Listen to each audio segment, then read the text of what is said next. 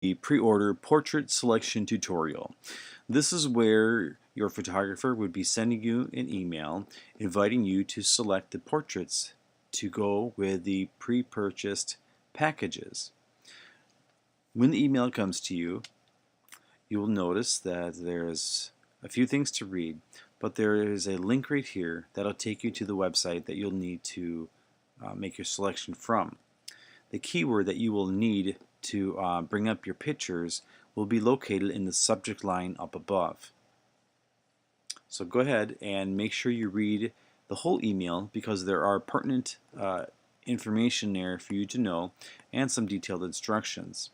Also, later down here, I do have a video instruction which you obviously clicked on because you're watching this now. And then further down we have another one about selecting your souvenir portraits, and there is actually a video for that one as well. So once you click on that, it'll bring you to this website right here, and all you have to do on the left hand side under keyword is type in your letter or number that you've been given. Hit enter, return, or click on the go button. Whatever picture the subject is in, whether it be individual or in a group, those photographs will populate.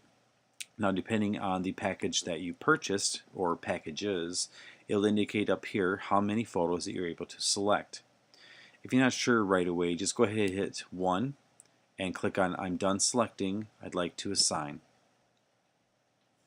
I say that because you can come to the left hand side here and click all and be able to see all your pictures at once.